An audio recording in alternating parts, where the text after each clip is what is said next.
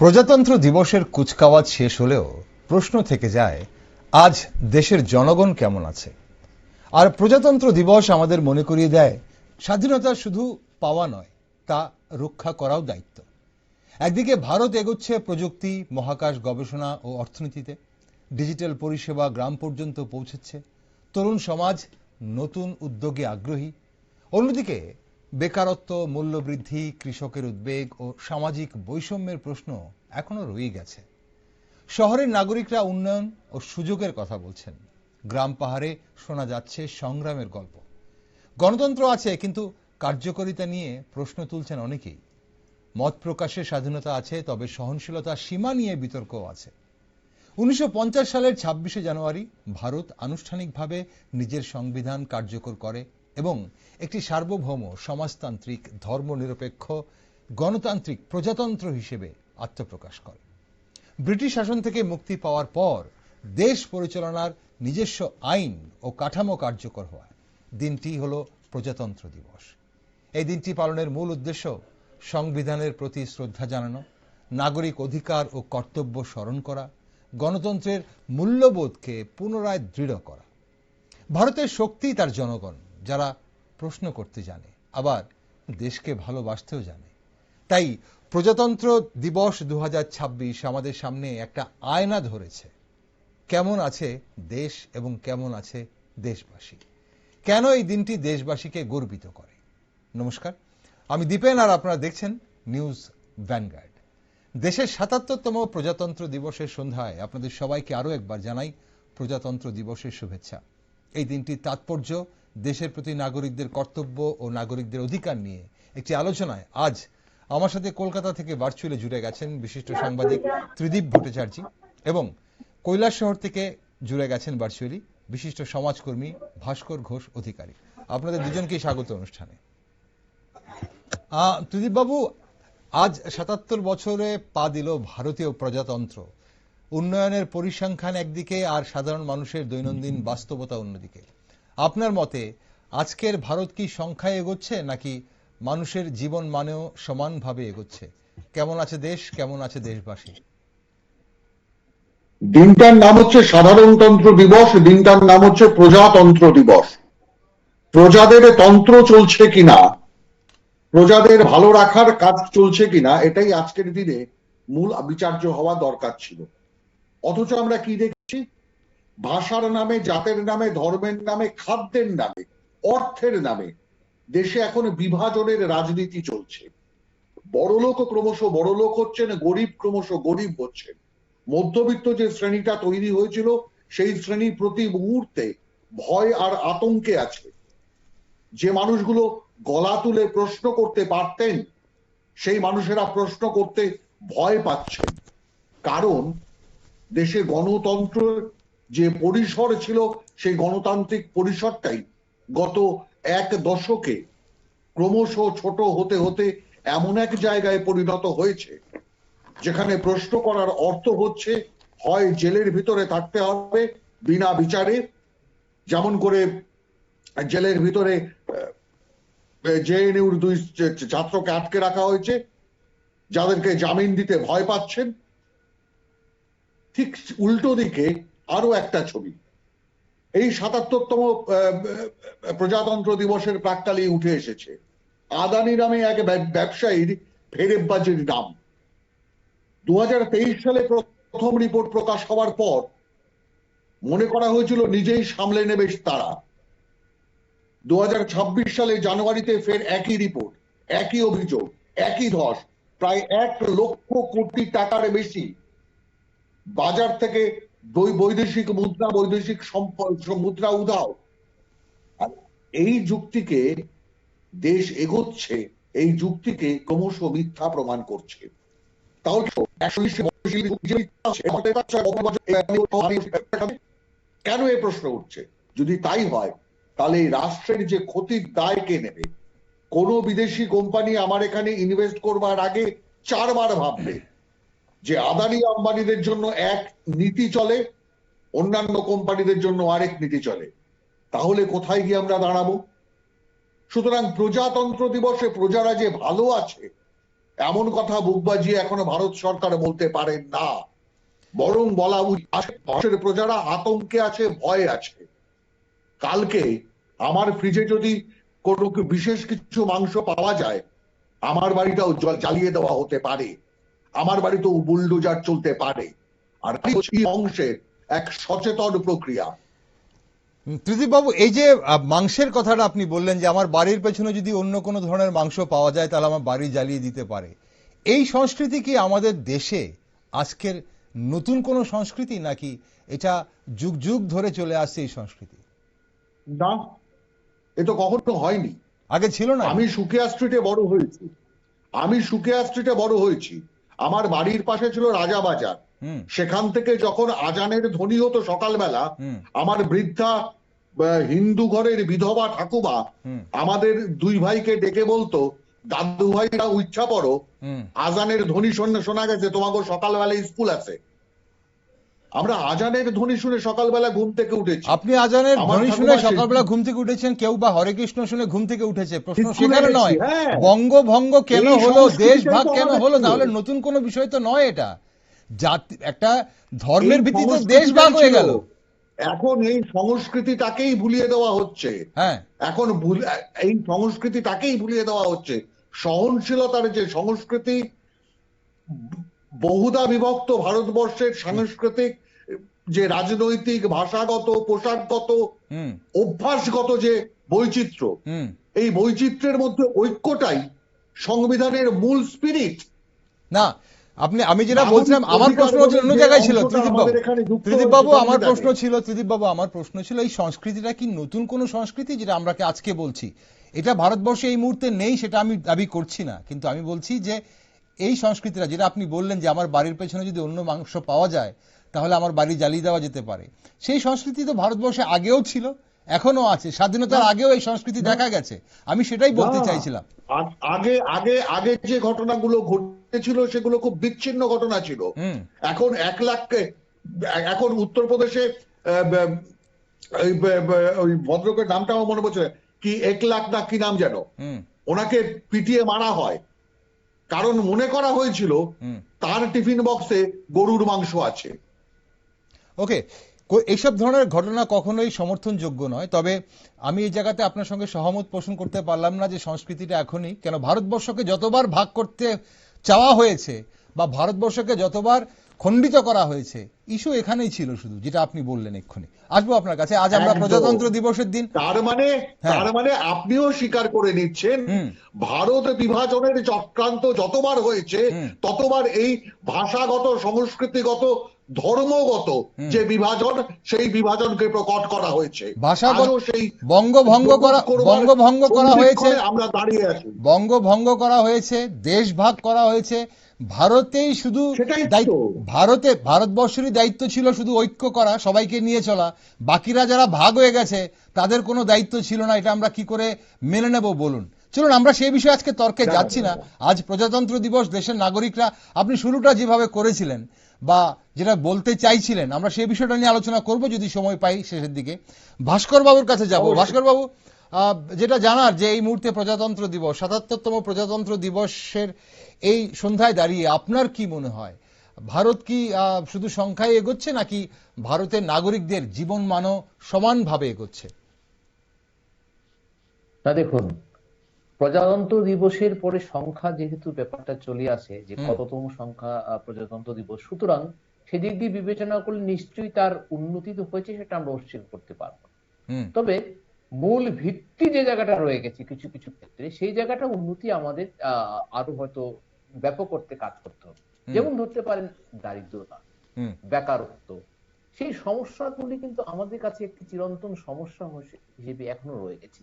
যেমন ধরুন স্বাস্থ্য ক্ষেত্র আমরা যদি ধরি, আমরা কোভিড-19 সময় কিন্তু একদম আঙ্গুল দিয়ে দেখিয়ে দিল যে স্বাস্থ্য ক্ষেত্রে আমরা ঠিক কতটুকু পিছিয়ে দিচ্ছি। এবং তারপরেই আপনি দেখতে পাবেন, বা আপনারাও দেখছেন, আমরাও দেখছি, কোভিড-19 এর পরে কিন্তু গভর্নমেন্ট এই স্বাস্থ্য দিকটা বা হেলথ প্রভিশনে আমাদেরকে প্রচন্ড ভাবে সেন্ট্রাল গভর্নমেন্ট গুরুত্ব দিয়েছেন এবং অনেক ধরনের অনেক বাজেট আমাদের হয়ে গেছে, প্রতি বছর যে বাজেট হচ্ছে, এবং তারা বলছেন যে প্রতি রাজ্যে বা প্রতি জায়গায় একটা এইমস করবেন। যাই হোক, এই যে মূল ভিত্তিগুলো, আমার কথা হচ্ছে যে মূল ভিত্তিগুলি ভারতবর্ষের, সেই জায়গায় কিন্তু আমার মনে হয় যে আমরা এখনো অনেক কিছু কাজ করার বাকি রয়ে গেছে। না হলে হয়তো আমরা আরো আরো হয়তো সুদৃঢ় একটি শক্তিশালী দেশ হিসেবে পৃথিবীর বুকে প্রকাশ পেতে পারতাম। হ্যাঁ, আমরা জানি যে ভারতবর্ষ একটা চতুর্থ অর্থনৈতিক দেশ হিসেবে উঠে আসছে, কিন্তু হুম আমি আগেও বলছি, এখনো বলছি, মূল ভিত্তিটা কিন্তু আমাদের এখনো কিছুটা নড়বড়ে রয়ে গেছে। সেই জায়গাটা যদি আমাদের কাজে না করা হয়, হুম তাহলে ভারতবর্ষে যে প্রজাতন্ত্র দিবসে যে তার যে নান্দনিকতা, তাদের সৃষ্টিশীলতা, হুম এটা কিন্তু অনেকটাই বৃথা হয়ে যায়। সেই কথায় আছে না, নজরুল বলে গেছিলেন যে আমি উন্মাদ, আমি ঝঞ্ঝা, আমি হুম মহামারী, আমি ভীতি ধরিত্রীর, আমি শাসন ত্রাসন সংহার, আমি উষ্ণ চিরধীর, বলবীর বল উন্নত মমশীর। এই যে বাক্যটা, হুম আমি আমি আমার উন্নত মমশীর, আমি উন্নত ভাবে থাকবো, সেটা কিন্তু থাকাটা আমার আমি হয়তো বলছি যে আমি ভালো থাকতে চাচ্ছি, আমি ভালো থাকার চেষ্টা করছি, কিন্তু সেটা সবাইকে বলতে হবে, সবার চোখে সেটা ভাসতে হবে যে ভারতবর্ষ সত্যি ভালো। তবেই হয়তো আজকের দিনে সার্থকতাটা চলে আসবে বলে আমি বিশ্বাস করি। একদম একদম আপনি যেটা বললেন যে সবাইকে একসঙ্গে বলতে হবে, যেটা ত্রিদীপবাবু বলছিলেন যে গুটি কয়েক শিল্পপতি শুধু যদি ভালো থাকে তাহলে দেশ ভালো থাকা নয়, দেশের 140 কোটি মানুষ ভালো থাকতে হবে, তাহলেই দেশ ভালো থাকবে। তবে দেশের মানুষ কেমন আছেন, কোথায় সমস্যা আছে, সেই সব বিষয় নিয়ে তো অবশ্যই আমাদের আলোচনা সবসময় চলতেই থাকে, বা সেই সব আলোচনা আমরা করি, পোস্টমর্টম আমরা বিভিন্ন সময় বিভিন্নভাবে করার চেষ্টা করি। ত্রিদীপবাবু, আজকে আমরা চলুন একবার আমাদের নাগরিক হিসেবে, দেশের নাগরিক হিসেবে, আজ ৭৭তম প্রজাতন্ত্র দিবস হিসেবে আমরা একটু বোঝার চেষ্টা করি যে নাগরিক হিসেবে আমাদের দায়িত্ব কি আছে। আপনি একজন সিনিয়র সাংবাদিক, খুব কাছ থেকে আপনি অনেক কিছু দেখেছেন, শুধু রাজনৈতিক যে পট পরিবর্তন বা রাজনৈতিক বিভিন্ন যে ইস্যুসগুলো আপনি দেখেছেন তা নয়, সামাজিকভাবে আমার দেশের উত্থান পতন আপনি অনেক কিছু দেখেছেন। জাতীয় পতাকা, কুচকাওয়াজ, রাষ্ট্রীয় আয়োজন, এসবের বাইরে সাধারণ নাগরিকের জীবনে এই দিনটির গর্ব কোথায় নিহিত আছে? আজকের প্রজন্ম কি সংবিধান ও প্রজাতন্ত্রের গর্বকে অনুভব করছে, নাকি এটি কেবল একটি ছুটির দিনে সীমাবদ্ধ হয়ে যাচ্ছে বলে আপনি মনে করেন? মানে প্রজাতন্ত্র দিবস দেশবাসীকে কেন গর্বিত করে? এইখানটাতে এই খুব মারাত্মক প্রশ্নটা আপনি তুলে দিলেন। প্রজাতন্ত্র দিবস আমরা চাই বা না চাই আমাদের প্রত্যেককে গর্বিত করে। আমরা যারা একটু পুরনোপন্থী, পুরনো স্কুলের ছাত্র, হুম পুরনো সাংবাদিকতা স্কুলের ছাত্র, আমাদের প্রত্যেককে গর্বিত করে। আমরা সমালোচনাটা করি কেন? আমরা সমালোচনাটা করি এই কারণে, আরো ভালো হওয়ার সুযোগ সম্ভাবনা এই ভারতবর্ষের মাটিতেই নিহিত আছে।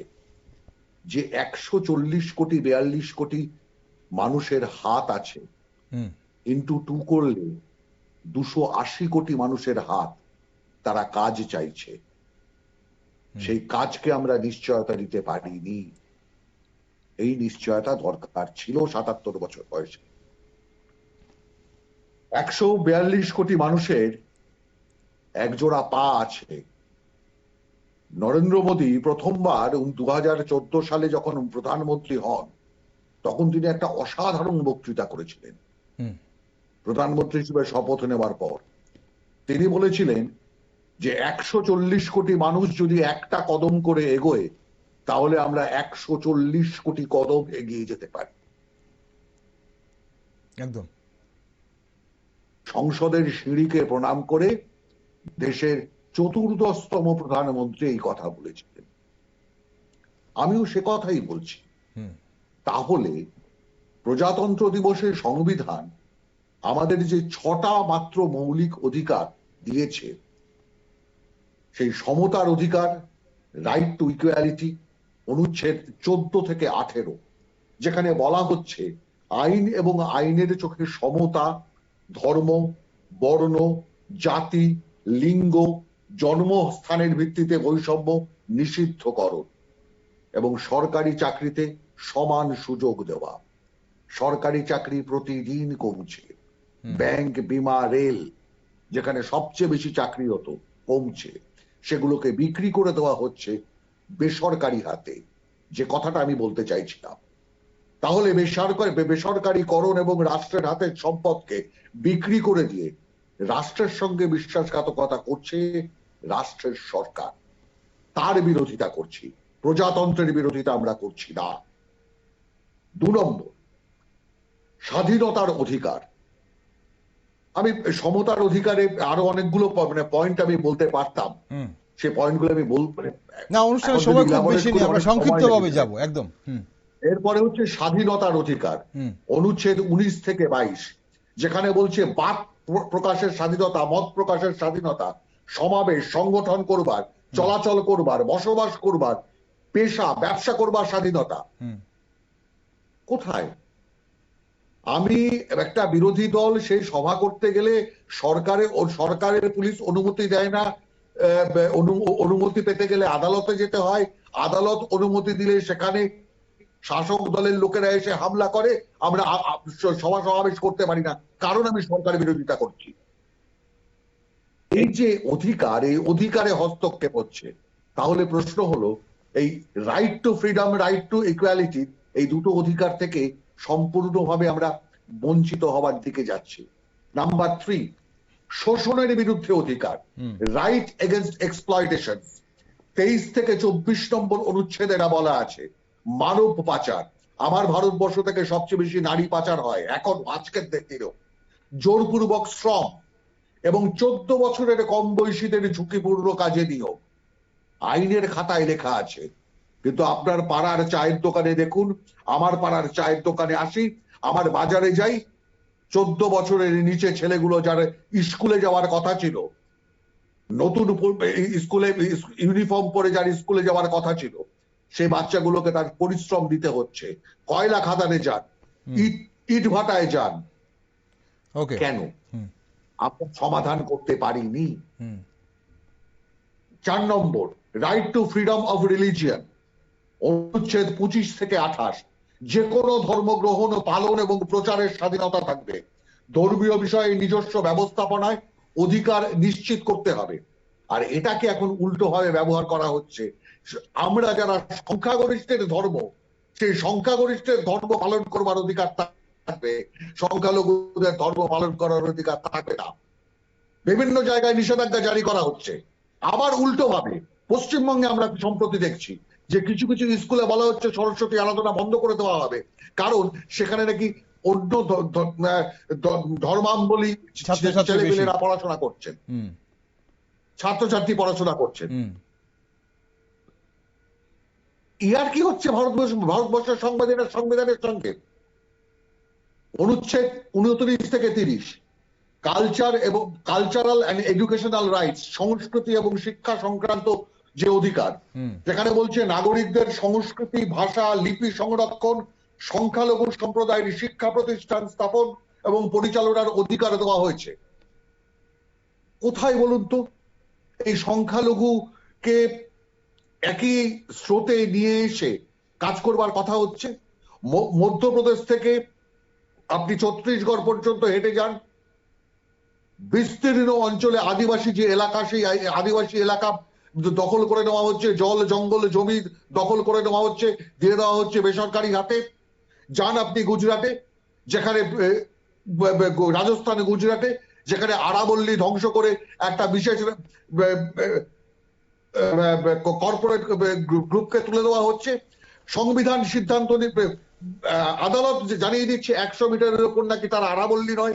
ওকে, আমরা খুব বেশি হচ্ছে আমাদের ভাঙা হচ্ছে বেনারসে অহল্যাবাই ঘাট।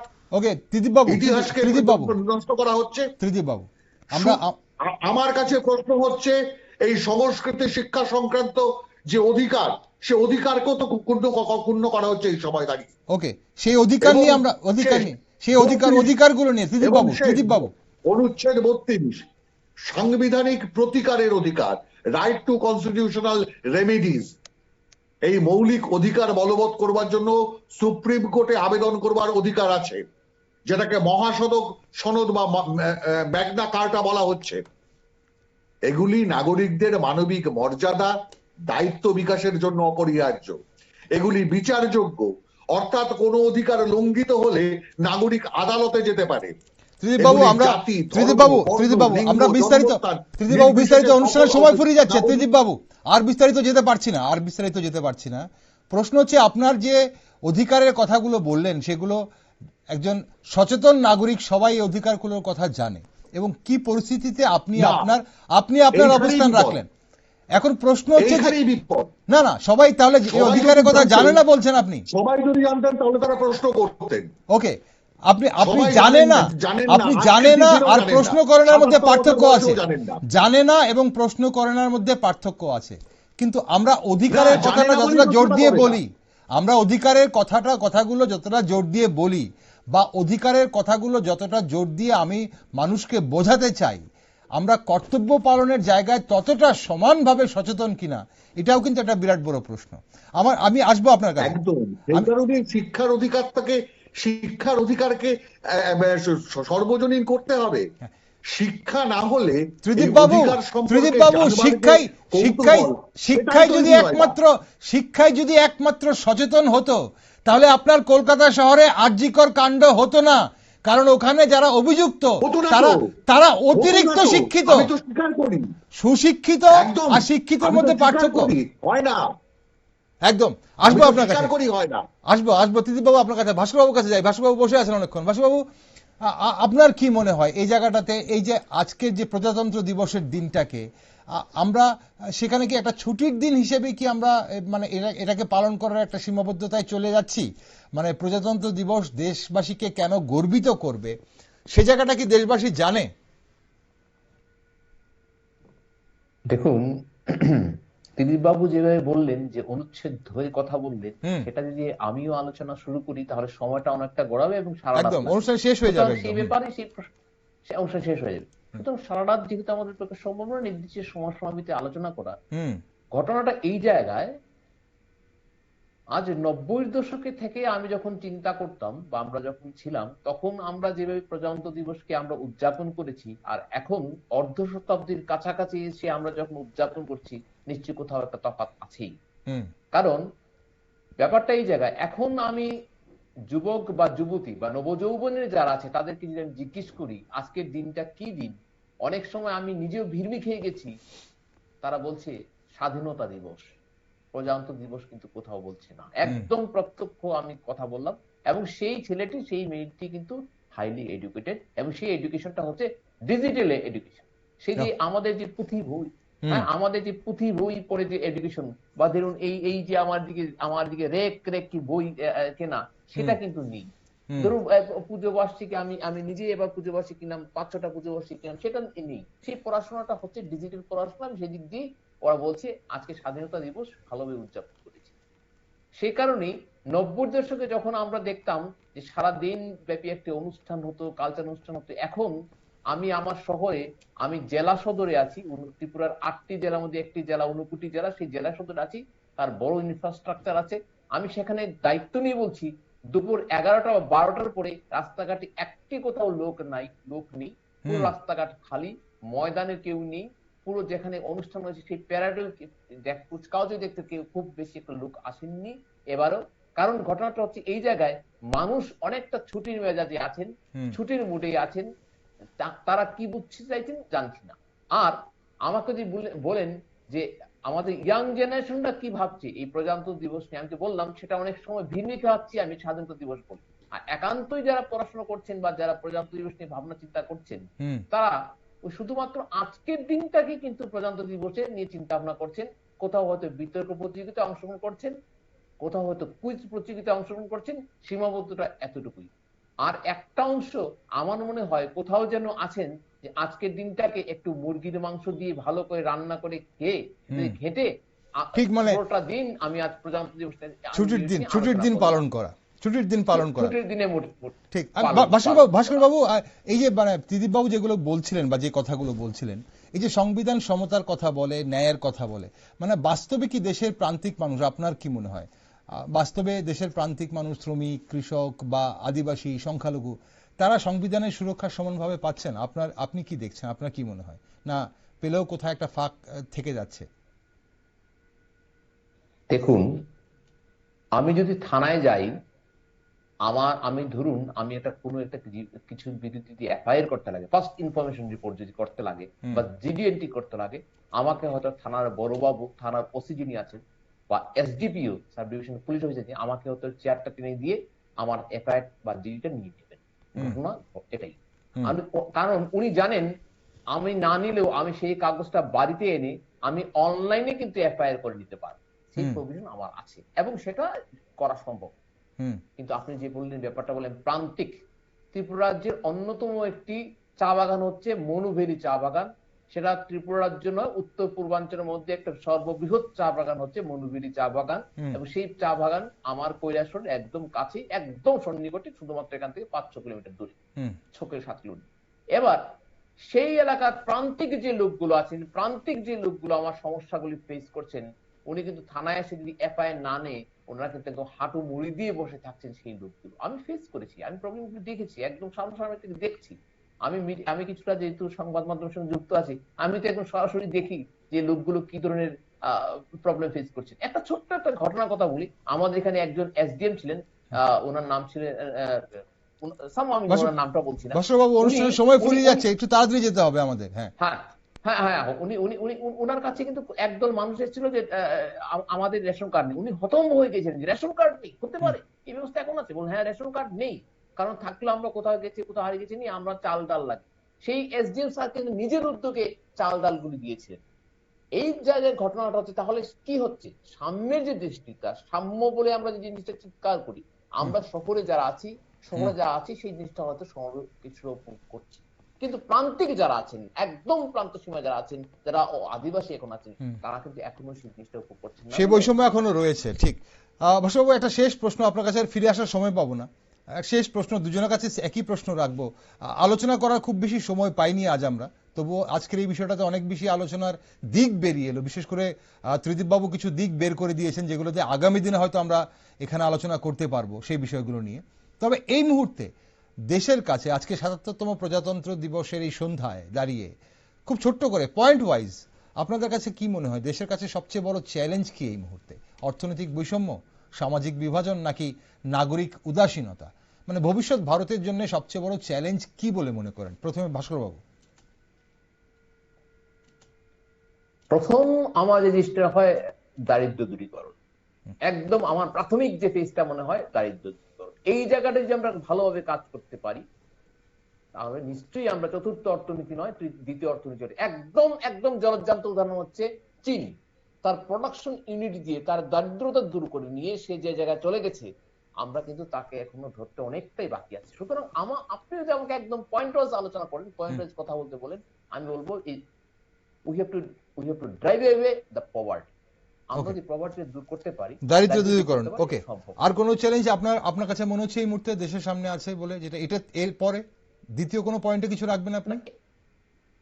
না, দেখুন, এটা হচ্ছে প্রাথমিক জিনিস। দ্বিতীয়, এটা হচ্ছে আমার অভ্যন্তরীণ জিনিস। আর বাইরের জিনিস যদি একান্তই বলেন যে আপনি বহির্গতভাবে কি দেখছেন, আমি সেটা বলবো নিশ্চয়ই সন্ত্রাসবাদ। এই দুটো জিনিস যদি আমি কাজ করতে পারি, আমি আমার নিশ্চয়ই দেশকে। বেশ, ত্রিদীপ বাবু, আপনার কাছে কি মনে হয় এই মুহূর্তে একই বিষয়?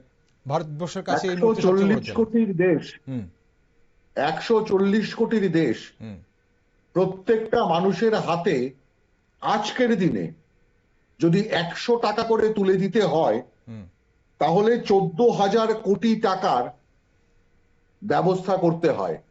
বা উল্টোটা ভাবুন, 140 কোটি মানুষ যদি ভারত সরকারকে 100টা টাকা করে দেয়, 14,000 কোটি টাকার সংস্থান দেশের সরকারের এক্সচেকারে আসে। তাহলে সেই গরিব মানুষটার হাতে এই 100 টাকা দেবার ক্ষমতা আমরা এখনো করে দিতে পারলাম না কেন? যে দারিদ্র দূরীকরণের কথা উনি বললেন, সেই দারিদ্র দূরীকরণ মানে হচ্ছে একটা মানুষ দিনে 12 টাকা বা 14 টাকাও রোজগার করতে পারে না, তারা দারিদ্র সীমার নিচে আছে। প্রশ্নটা হচ্ছে, এই দারিদ্র দূরীকরণ, সর্বজনীন শিক্ষার অধিকার, সকলের কাজের অধিকার, মাথার ওপর ছাদ, এই ব্যবস্থাগুলো যদি করে ফেলা যায়, তাহলে কুটির শিল্পের মতো গড়ে উঠবে আমার এখানে ইনফ্রাস্ট্রাকচার। তার জন্য সরকারকে বাড়তি কোনো খরচ করতে হয় না, কারণ একটা মানুষ 100 টাকা দিয়ে একটা কাপড় কিনলে 14,000 কোটি টাকার কাপড় শুধু ভারতবর্ষে বিক্রি হয়। তার জন্য বিদেশের বাজার খুঁজতে হয় না, আমেরিকার বাজার খুঁজতে হয় না। সে বাজার আমার এখানে আছে। যে বাজারের খোঁজে প্রাচীন ইতিহাস থেকে শুরু করে আজকের ডেট পর্যন্ত বিভিন্ন দেশের কর্পোরেটরা আমার দেশে আসছে আমার বাজারকে, ত্রিদীপ আমার বাবু, শ্রম শক্তিকে ওকে, ব্যবহার করতে, বুঝতে পেরেছি। যে খুব সুন্দর, খুব শ্রমশক্তি সুন্দর এবং বলেছেন ত্রিদীপ বাজারকে বাবু। ঠিক আমরা ব্যবহার করে উঠতে পারছি না। ঠিক।